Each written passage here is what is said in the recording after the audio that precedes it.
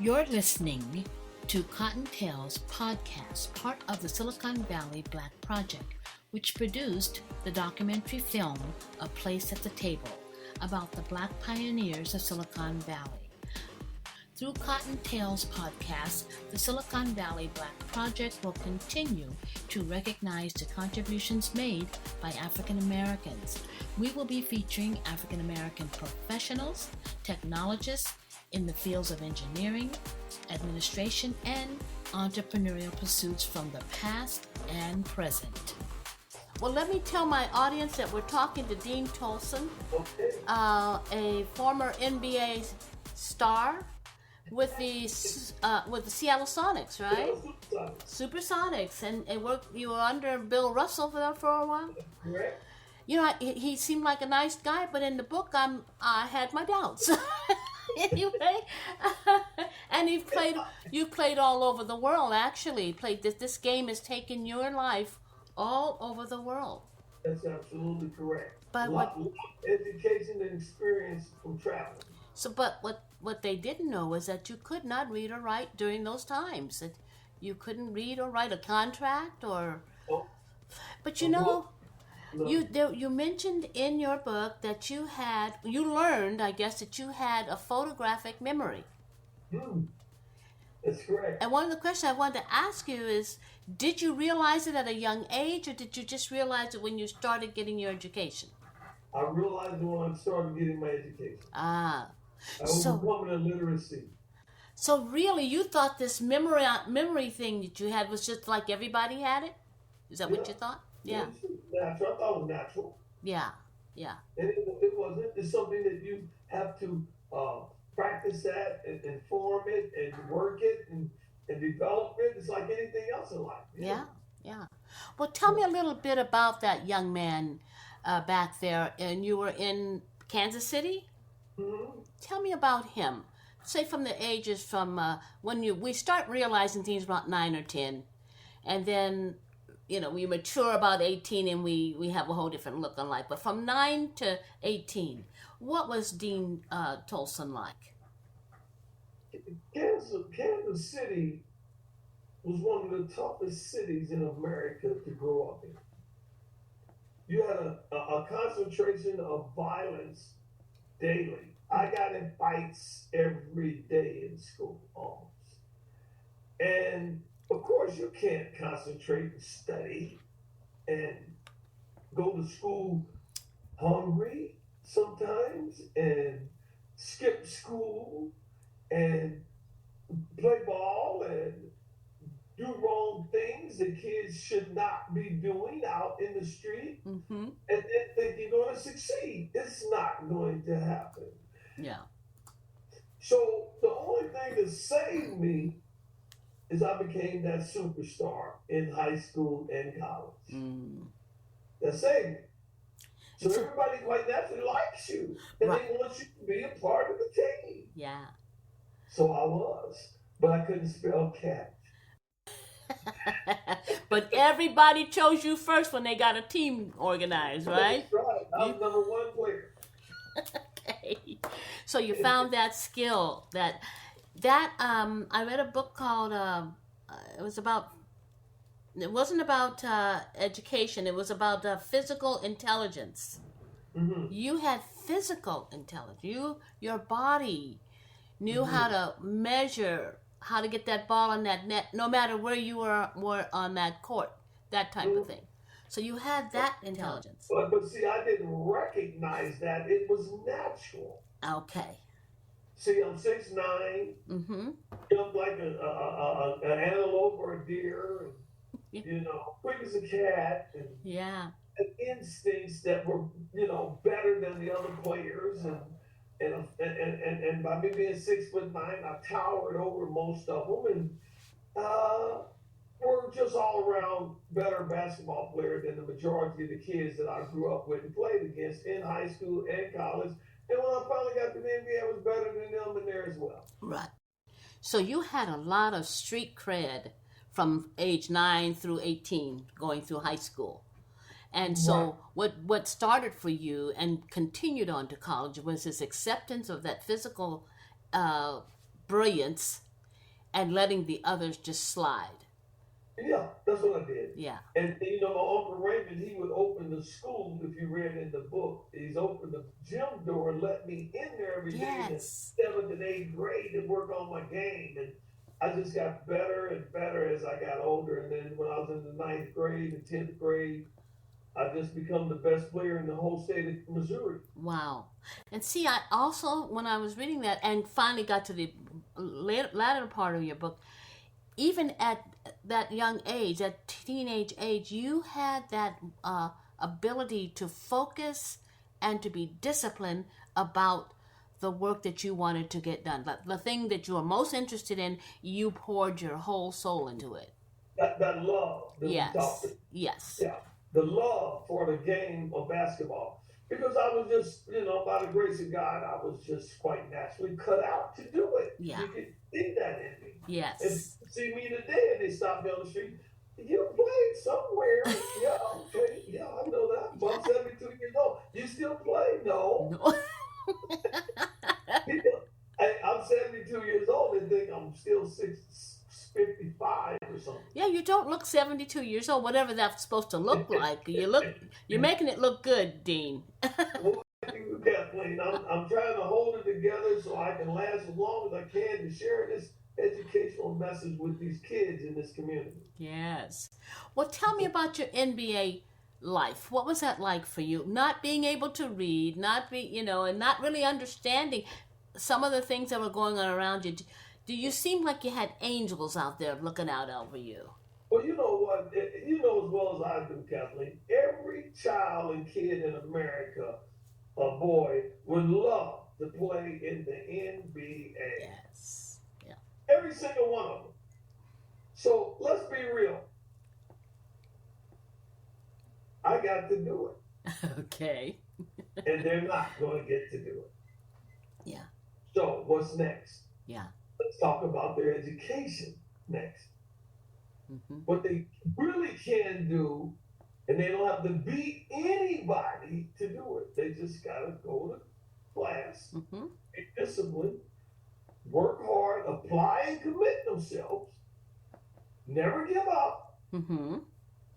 because the forces are not with you while you're going through education. They are against you, Mm-hmm. like everything else in life, and you adapt. And you get to know your instructors and teachers, and you also get help from tutoring and things of that nature when you hit some milestones and struggles along the way. Don't be too proud to step up and get that help like that. Yeah, I think that is pride is one of the things that stops us. You know, Yeah. we have this the belief about the Eastern cultures that they have this thing called face. You know, where you can't shame. Well, we have pride. That's ours. Look, step up and say, I don't know. Yeah. It's okay. But see, can you imagine a kid, 19, 20 years old, 6'9", saying to his coach, I don't know. No, help me. And so I'm embarrassed to say I don't know. Yes. See, now, right now, I am not embarrassed to tell people I was illiterate.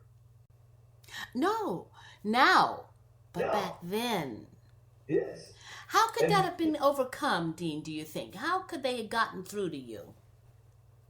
The only way to overcome that was to become educated at a young age. And So what if they had said this, Dean? You can't play on the team unless you can get a C or better GPA, a 3 point. I would have hurt somebody if you told me I could be on a team. You wouldn't go and study. You wouldn't go and get focused on. No. I'm gonna get the coach, the teammates, the school. I'm gonna play somewhere. You didn't have time for education at that time in your life. Okay. I gotta be on the team, guys. Well, tell me what it was like in your family. How did your sisters and brothers relate to you? Well, I was a standout, and they were not. Okay. Okay, and so everybody catered to me. Dean this and Dean that, and Dean's the star, and Dean's in the newspaper, Dean's on TV, Dean's at the University of Arkansas on full scholarship, Dean. Which made it even harder then to say, Exactly. I Okay, did. so you get it, right? Yes, I do. Absolutely. The distraction of all that. Yes. And it was a distraction. The allure. Yes. Well, the And fame. Kids need to know, Kathleen, you can't do that to yourself. Yeah. And get an education. But then you have this macho thing with young men. Oh, yeah. It's like built in. Ego. Yes. How do you get beyond that, knowing, I'm sure you've been in situations where you're giving a speech or a class or whatever, and you know the young men sitting there don't have a clue. Right. Bill Russell was the biggest egotistical, self-centered person that I had ever met in my entire life. Really? And what I learned from him about ego is this balance. Because every time I showed him my ego, he would put me off the team. So he recognized it right away. Yeah, because he saw a lot of himself in me. Yeah. And it became a competition thing instead of him working with me thing to develop me. Not only as a basketball player, but as an individual in life too. But he knew I wasn't educated, so he wasn't willing to do that. Wow. And that's what I'm trying to tell these kids out here. Get your education. Yes. Yeah. Number one. Rely or depend on anybody for that in your life. Right. You get it, and then you get to dictate. See what happens. Not somebody else. Yes. See, like right now, I dictate everything that goes on in my life. Everything. 1,000%, not 100%, 1,000. Well, you've got the tools now. You have nothing to be ashamed of. In fact, you should be super proud of yourself overcoming that barrier so late in life. Weren't you in your 50s when you got your master's? 57. When you got your master's. And then I graduated at the top of 10% of my class, magna cum laude. Yes. With a master's in adult education, workforce development, workplace development, and a concentration in human resources. So when you left the university, did you stay there? Did you become an instructor, or did you go into a corporation? What did you do? I had a permanent injury, hurt back. Yes. In my back. And I'm still permanently injured to this day. So I went back to Seattle, and I had a house there that I've had that same house now for 34 years. I still have it. You do? Good. Yes, I bought it in 1990, 34 years ago. And I still own that house, and that house has become a little gold mine. Yeah. Okay? For me. And that's my haven and safe haven and sanctuary. And now I got another house in Arizona where I'm talking to you from now in Scottsdale, Arizona. And so I'm a snowbird. I go back and forth. So I'm living my life, and I'm delivering a message that is second to none in America for kids. And I've been speaking to them since 1988. Since I graduated. The day I graduated, I did my first speech in 1988 at a summer camp in Little Rock, Arkansas. And I noticed after I spoke to those kids, 20 years later, they came back and told me, I'm a doctor, I'm a lawyer, I'm an architect, I'm a CEO, I got my own company. And they thanked me for telling them this secret of life. They're not going to play in the NBA or the NFL. But they were able to do something constructive with their own life on their own. Yeah. Once they realized what they had. See, we as people, everything everything we have is innate. It's inside you. Yeah. And man, it takes something to pull it out. Right. And it's hard. It's brutal. It's not nice. Yes. And it seems like that life is cruel and mean. But you know what? It's you. That's it. Yeah. It starts with you. It ends with you. It goes all the way through the process with you. It's you. Mm-hmm. And when I learned that, I went on and did it. Some women are amazing. Just amazing. Oh, yeah. My mom was amazing, but she didn't have no education. Well, that's it. She was handicapped in that sense. I guess what she did, though, Dean, even though she saw that success that you were having, she knew what a lack of an education had done for her. And she's saying, all this is going to go away, and when it does, I don't want you to fail. I want you to be prepared to stay up there. And I think your mother, she wanted the best for you, and she knew how vulnerable you were going to be if you didn't get your education. She talked me into quitting playing basketball and going back to school. Yeah. She wanted to convince me to stop playing. Mm-hmm. And she was. And that's hard to do as much as I love to play. Yeah. I know that was true. I love the game. Yeah. That was your heart, huh? That was my first love. I've never been married. I was in love with basketball. Absolutely. She took my plane ticket, my passport, and my contract and hid it in the attic of the house for me, so I wouldn't fly out and go back and play over in Athens, Greece. And said, "You going back to school, son?" Yeah. Tell me this, because I love to travel. Every time I go to a country, I learn something, and I watch the people. Now, do you bring that back to the students when you talk to them? Do you talk about the world and how it... Okay. Yeah. What are some of the things you tell them about it?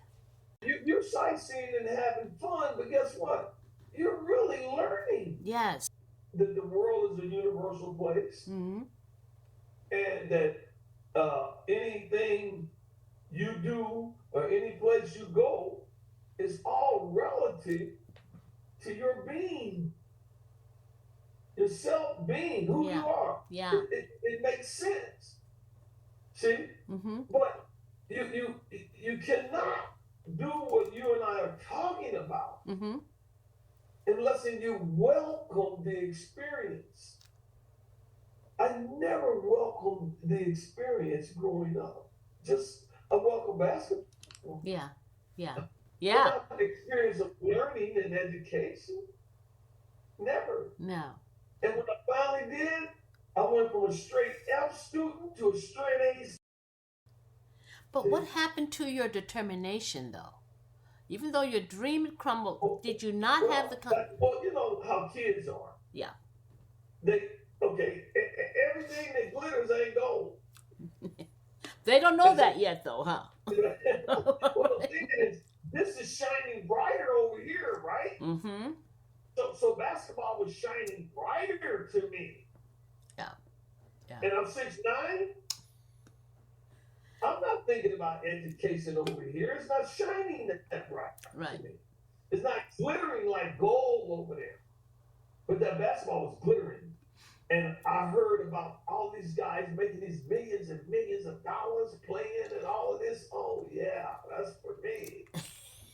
And I'm better than them. Oh, yeah. I know I'm getting to do it. Right? Got there, Bill Russell put me on the bench, and I never played for 4 years in the NBA. And my dream just crumbled. Yeah. Now, when you went back and got your education, there had to be a strategy for learning because you'd never done it before.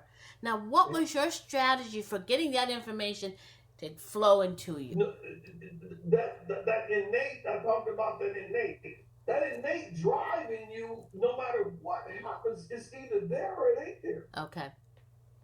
Mine was always there to succeed and be successful. It ain't got to be in just basketball. Yeah. Yeah. So I was able to transition that innate drive that I had from the basketball court to the classroom, and I won my first NBA championship at the University of Arkansas in the classroom. Got Amen. my NBA championship Yeah. trophy. You know, like Michael Jordan, he got 6 of them. Mm-hmm. I got 1 from the University of Arkansas by getting that undergraduate and master's degree. That is my trophy. Absolutely. And I want these kids to know that, because they're not going to get an NBA trophy. The masses of them. I made 5 vows to myself. And those 5 vows were the same 5 vows that I did not do from 18 years old to 21 when I first went there out of high school. And those 5 vows were never ever skip a class for any reason. I don't care if you're sick, get there anyway. Yeah. Number 2, turn in every single assignment that that teacher gives you.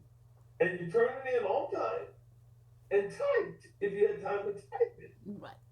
Because they don't want to figure out your chicken scratch. Right. Okay. You're scribbling. Mm-hmm. Okay. You get a bad grade for that. She's frustrated. Right. Or he. Number 3, sit in front and center of every single class, and don't sit in the back and goof off and doodle the whole class period and play the whole class period. Sit up front with your notepad, your tape recorder if you got one, and take notes and listen to what the instructor's saying so you can get ready for that test that's coming up. Okay? Mm-hmm.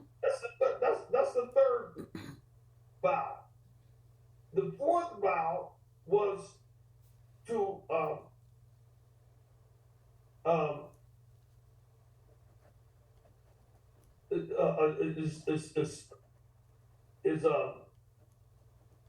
Mm-hmm.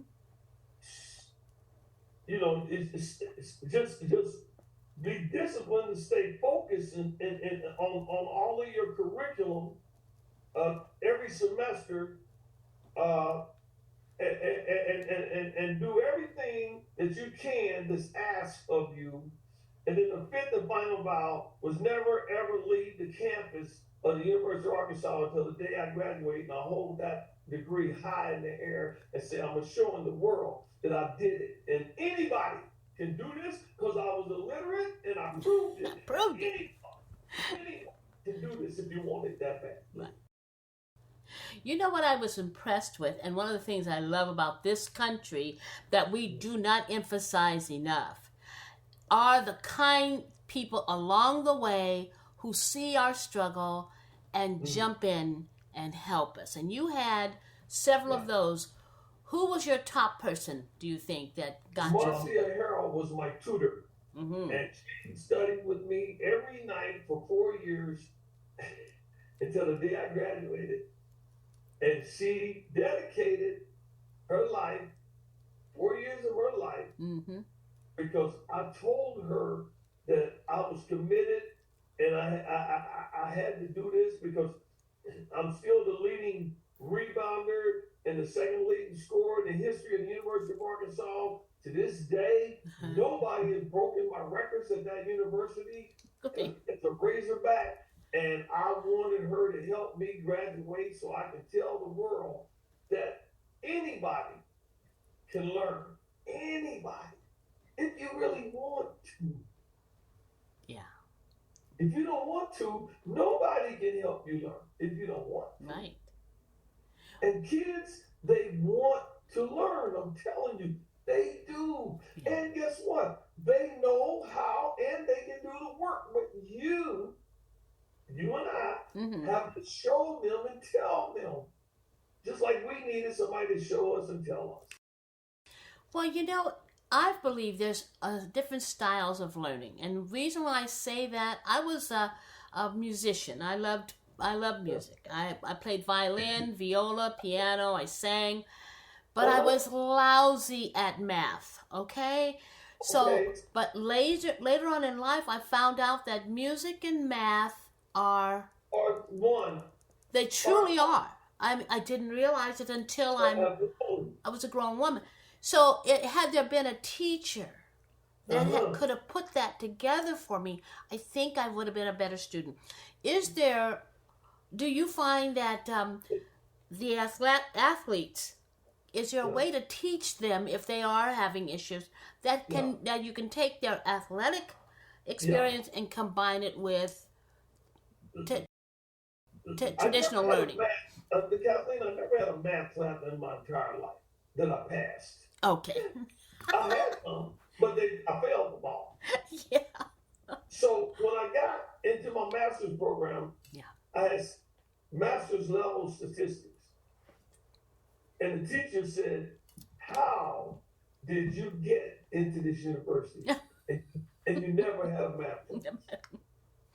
So that math class, master's level statistics, is a mandatory class that you have to have with a C or higher, or you would not graduate with a master's. So I'm in tears. Yeah. Because I never had a math class. Yeah. And so I had a teacher to show me how to overcome this dilemma and stigma in my mind about not being able to do math and science and numbers and different geometry, trigonometry, algebra, finite. Look, all of this stuff was foreign to me. Yeah. But she told me, you can pass this class, then, and graduate. You can do it. Mm-hmm. Well, it scared me half to death because when I took the class, it was 30 people in there.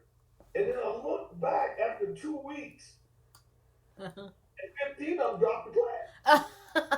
Yeah, and you're still there. I'm scared to death. Do you know, here's what I want the kids out there to know about math and science.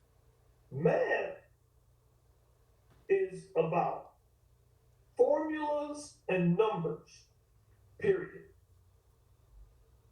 You learn the formula, all of them. Don't forget none of them, because you missed the problem. Now, once you got all the formulas in place, the numbers will come. They will. All right.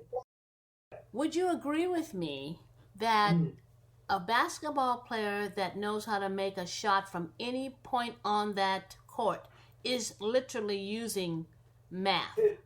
Yeah. Geometry, something.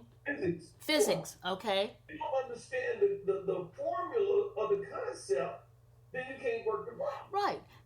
Now, what if a coach or a teacher had told you that when you were in high school? Hey, you're using physics. Get you out there, have you shoot the ball and say, hey, here's what it would look like on the paper. It wouldn't have. How are you in math now? Really?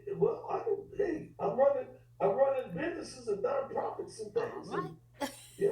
Hey, I know how to do. I still remember statistics: ordinal, nominal, integral, and ratio. To this day, the bell curve, standard deviation, and degrees of frequency. It's in the family. Yes, brilliance is in the family. Well, if you're living in Kansas City and it's anything like you said it was, I can imagine that those candles were not lit. Nobody was looking at the Tolson family. Did you see the shooting at the Super Bowl parade? Yes, I did. That's what I grew up doing. Right. The stupidity of that. That was just stupid. I mean, the riots in '68, I was in all that. You read the book. Yeah. There you were. Made me riot with them. Well, you had a chance to show your, animosity or anger. For Dr. Martin Luther King. Yes. I couldn't spell, let alone math. I couldn't read, let alone, like I said, you have to learn the formulas to be able to do math. Chemistry ain't number formulas. Yeah. And then numbers. H2O. Okay, what's that? Yeah. What are you talking about? Yeah. Zinc. What is that? Yeah. See, and the kids, they get caught up in that. And it's easy. I was illiterate and got a B out of statistics math. I had an A going in the final. I should have graduated summa cum laude instead of magna cum laude. And that's all because of your skills. Yes. I should have had an A in math. But the teacher tricked me. That's why I didn't get an A. How so? Okay. you know, Z-test, A-test, Pearson, quasi. These are experiment tests for your hypothesis. During the whole class that she was teaching us, she gave us those concepts. And so I was able to work all the problems from her. But then when the test came, she didn't do that. She said, you figure out the 4 levels of measurements of which one you should use. So she asked for a practical application of what you had learned. Right. In other words, she wants you to do the whole thing yourself without her teaching you how to do it. Yeah. And all she had to do was tell me to study that way, and I would have studied that way and got an A out of the class. Ah. So I ended up magna cum laude instead of summa cum laude. My sister graduated summa cum laude from the University of Hawaii. She went there 4 years and made straight A's and got a degree in counseling. So you're a highly intelligent family. Did you see the movie The Great Debaters? Yes, I did. That's my uncle in that movie. Is that right? His name is Melvin B. Tolson. When you do your speeches, or when you come in and talk with students, what's your approach to them? What's your approach? I badger them. What? Oh, yeah. That's what they told me. Mm-hmm. But see, you're a kid. I'm 16 years old. I don't understand what you're talking about. Right. This education thing is for everybody. And if we can teach one another, maybe we have a solution to a 400-year problem. Because you know what they do? They sit there and they want to cut up, and I don't allow it. Okay. You're going to listen for this 1 hour, one time in your life, and get this one message I got for you today. You're going to get it. Or I'm going to embarrass you. Or I can make you get up and come up here with me. And first thing I'm going to ask you, what's your grade point average? I don't know. That's what I'm talking about. Yeah. Now go back and sit down. Shut up and interrupt me again up here. I'm trying to help these kids, don't you see? You got to take this seriously. It ain't no joke, is it, Kathleen? Not at all. Not at all. I don't want to be like Charles Barkley. I'm not trying to do that. Yeah. This is serious business. Mm-hmm. Or else we're going to have some lost generations here in a minute. Share with me one of your positive scenarios. Like in education, or family, or society. Which one do you want? Give me one in family. So then you got violence, gangs, cemetery, drugs. Yeah. These are the alternatives. Yep. That's the path they choose for you. And become a nuisance and a public charge to society. Yeah. It's your choice. Exactly. Which one you pick whatever one you want. Mm-hmm. Mm-hmm. Because it's going to be available to you if you don't get that education and you can't get out here and make a contribution of some kind. Yeah. In other words, how do you like nobody want you coming around? That don't feel good. They don't want you around. Yeah. And if you're educated, come on in, Dean. Yeah. You're welcome. Nice guy. Nice guy. Sorry our ceilings are so low, but... That's okay. We'll work around that. Because I can relate and have a dialogue with you, see. Yeah.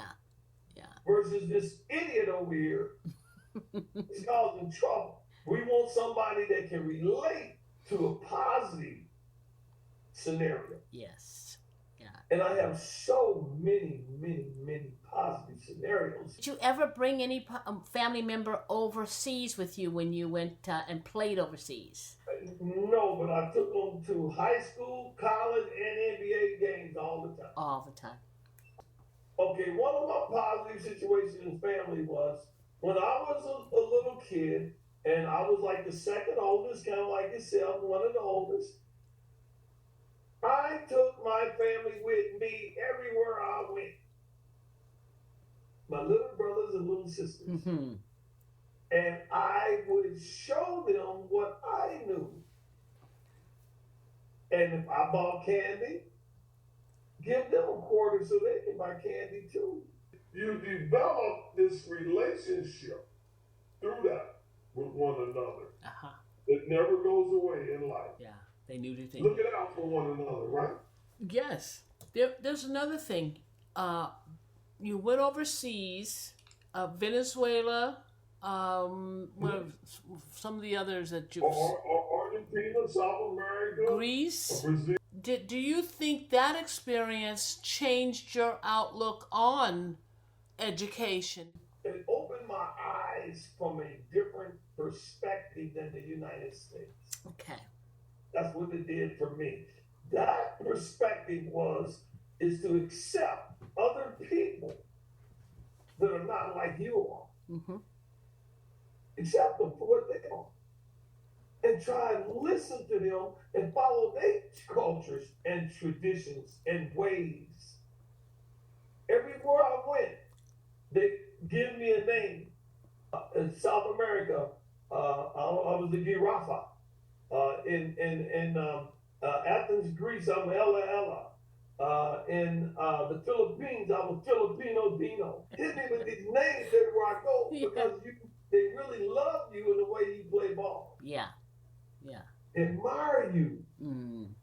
And you can learn a lot from them because they do love you and like you like that. Whereas in the United States, I play here in my own country and I don't get that same kind of love. Did you ever learn any other languages all the way? Muy poquito, más o menos, no más. Habla español, nada. Basic things that get me through plata, dineros, el banco, you know. That's that memory at work of yours. Yeah, absolutely. But I never did learn fluently how to speak Spanish. But you know, I know I can understand more than I can speak it. Yeah. Mm-hmm. Yeah. By listening to them. And I think it's because we never use any other languages in this country. Kids, they do need a foreign language. I will have to admit. Yeah. School. Yeah. I recommend they get one foreign language: French, German, Spanish, Greek, and all that. That's too hard. Too hard. It's too hard. My God, I played in Greece for 2 years, and all I can do is look. Because you can't speak. The alphabet is crazy. Yeah. And then Chinese and Japanese, oh, forget that. Over the top. Yeah, over the top. I've been in those places too. I can't imagine the reaction you were getting in China or Japan with your height. You must have been a showstopper. It's funny. It's 4 foot whatever. I know. Because I'm saying naked on Black Amigo. As long as that Amigo's in there. Then... my friend, yes. I'm you do not hear, but yeah. I love the travel and the education of traveling.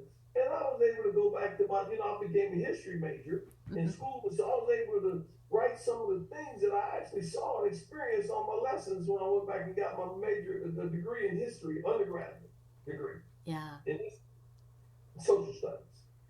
In social studies, okay. Yeah, I got a BSc in secondary education, history and social studies with the coaching endorsement. Are you teaching now, or did you ever teach? I'm retired. I'm 72, and experience. You become an expert when you write a book. You know. Yeah. Well, no, I didn't know that. That's what they say. Yeah. If you write a book and it's traditionally published, you have become an expert. So, what are you an expert in? Overcoming adversity. Yes, you are. Yes, you are. You are absolutely right. Okay, so I can tell people, not just one. Yes. No, because your childhood was dangerous enough, just living in Kansas City. Yeah, I had plenty compartmental topics that I can speak on. I was also in the military. That's right. Did they ever send you overseas? You're in the National Guard, right? Yeah. And so a lot of soldiers ran up to Canada. Yes. And what I did in 1970, 69, 70, as the year they drafted me, I think the war started in 67. Yeah, this was the Vietnamese War, right? Vietnam. And ended in 73. Yeah. Okay, I was drafted, and I went in anyway, even though I wasn't supposed to be in.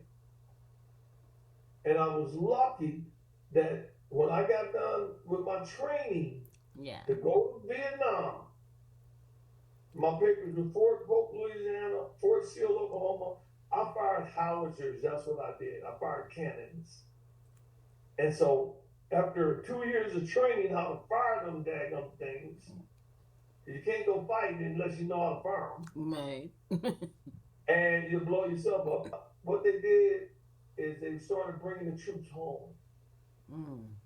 They were deploying them instead of employing. And that's where I got lucky. And God is good. Yeah. I didn't have to go fight because I was born at the right time not to go fight.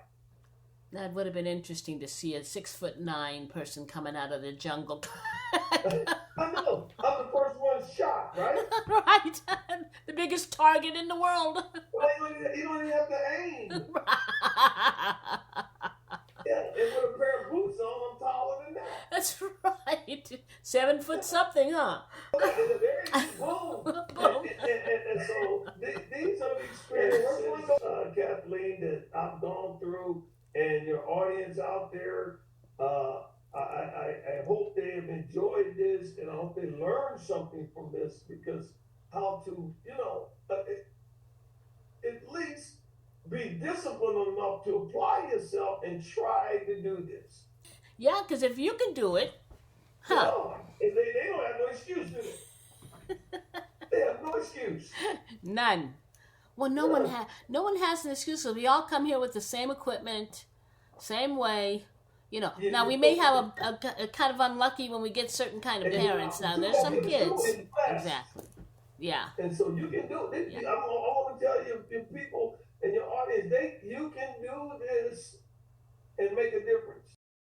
You can do it. Yeah, because it seems like once you hunkered down and realized it would take this kind of discipline, those 5 things that you talked about, and one I thought was really important: never miss a class. Never miss a class. What can you learn if you ain't there? Exactly.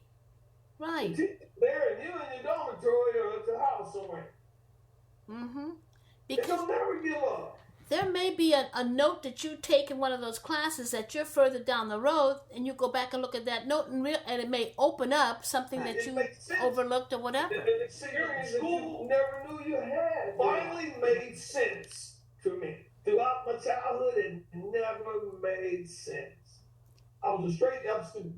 My question to you is, was your talent overshadowing any necessity for you to look in any other direction for satisfaction or feeling good about yourself?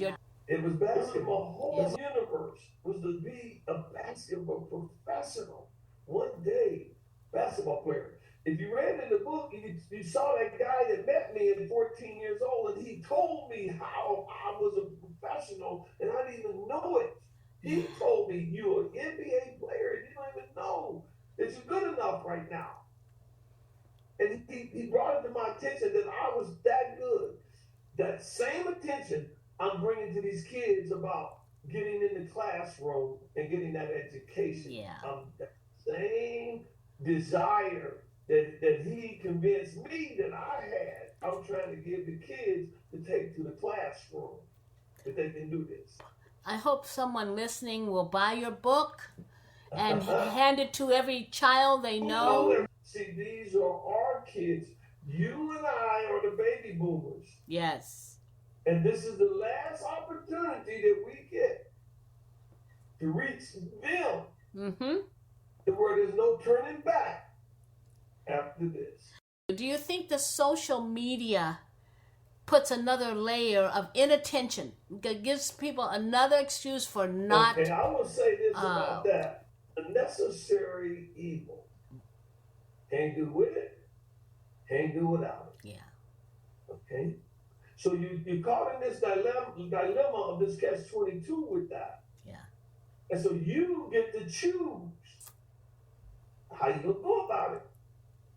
I use AI, and I consider it cheating. but I use it.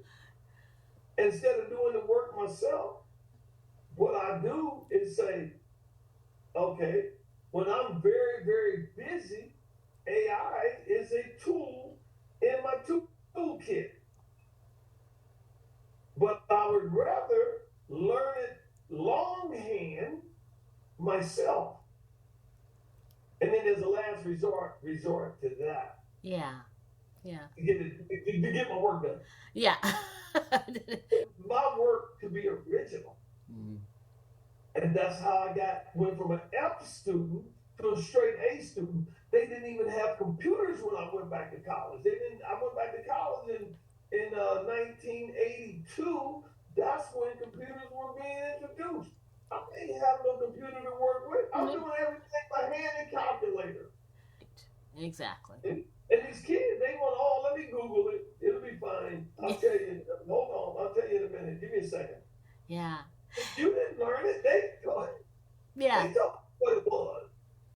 I have mixed emotions about that because there's so much information and we just have so much brain capacity. Information highway. Yeah, it's massive now. It's a global event. It's not local. It's not a school room. It's the world that's out there. That's right. And it's getting worse. Yes, it is. Or better. Because along with that connection around the globe comes an understanding of other cultures, like you talked about traveling and you have to listen to those people. Well, guess what? When you get on a social media platform with a person in, let's say, Greece, all right, that person is going to give you their perspective from their cultural experiences. And you're going to either have to accept it, learn from it, or not. Because you get to choose from it, but we know we're not going back the other way. That's right. We're going forward. They're going forward. And that's not going to stop it. No. Absolutely not. Social media, that will not stop. No. Otherwise, it would not have happened. We're always going forward. Like the internet. Yes. It wouldn't have happened. Right. And the internet became very useful to people. Very much. Very much so. It changed the fabric of society. Yep. Bill Gates. Yep. Software. All that stuff. Yeah. Operating in Apple. The internet was one thing. Another thing was just miniaturizing all of the components to a computer. This phone has as this is a computer.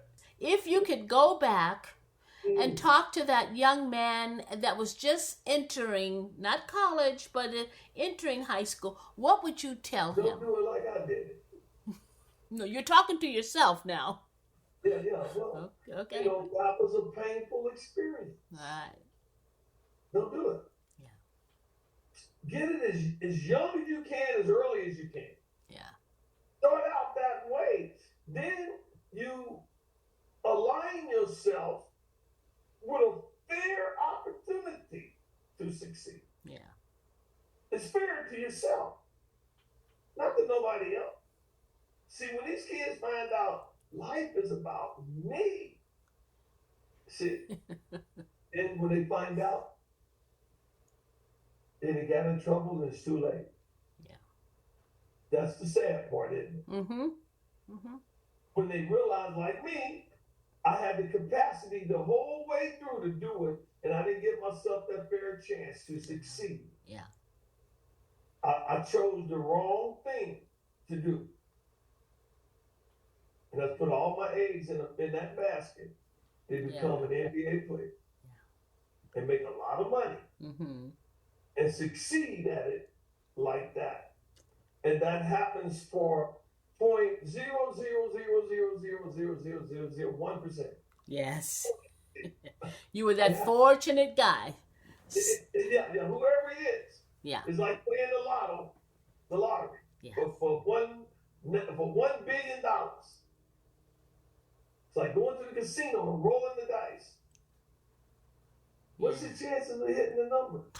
All you need to do is look around and see who owns the building. You know who's winning. So now, wait. The basketball players today, make such a magnificent salary. 250 million to 300 million. Yeah. That's the range they're making. That's what they're making. So now how do you convince a guy like that who's making that kind of money that he needs his education? If he can, if he plans it out long enough, he could live on that money for the rest of his life. You got the desire to make all this money, right? Mm-hmm. That's fine, right? That's okay. That's nothing wrong with that. Okay, now, what school taught me was, no matter how much money you make, I found out who I am. That ain't money. Yeah. That's me. Right. That is you, your life, your intelligence, your character, your integrity, your class. That's you. Yeah. That's life. Not money. They got to go through that experience. Yes. And that experience denotes and underscores who you are as a person. And that's what I learned by going back to school. Not only I'm educated, now I found out, oh, this is the real Dean Tolson. Right, there he is. I know him. I know that I am the first person in American history to ever do it. That's what I know. From illiteracy to PhD. Master's degree and an author to ever do it. Congratulations, Mr. Tolson. Thank you, Kathleen. Yes, yes. Well, what are your future plans other than book? You're going to be doing some book signing and traveling with your and lecturing on your book, or what's going to happen? And I will say this: Harry Potter sold 160 million copies of her book for entertainment. Right. And Dean Tolson wants to sell 160 million copies of his book to graduate kids from high school and college. All right. That's my mission. Yeah. Let's hope that mission is completed and we get to share all of that information with the young people, no matter who they are or where they live. And that talk about global. That's some global information. Absolutely. Absolutely. Just like numbers, education is universal. That's right. You know, because you graduate, then your kids graduate, and then your grandkids graduate, and then your great-grandkids. You cannot lose with that. That's right. That's like generational wealth. Generational wealth. Exactly. That's right. That's like generational wealth. All right. Well, you are a phenomenon all to yourself. You're just amazing. And like I said, I read the book. I couldn't put it down. It's a great read. Good. And an easy read. It's high school reading. All right. And the title of the book is? Power Forward. Power forward in your life. Right. Power forward. I was a big man on the floor. And got most rebounds and most points and block shots and score. I did it all. And so the story itself will never, ever, in my opinion, be duplicated. You just like your statistics at this college can't be duplicated. I believe in God, and He's doing this for His purpose and His will and His reason. Mm-hmm. And this is a calling that He's given me. Why He gave it to me, only God knows. Well, it was a joy to speak to you and talk with you and see that energy alive and well. And I wish you the best going forward. And thank you. You have a wonderful rest of your day. It's really nice talking to you. Same here, Dean. And thank you so much.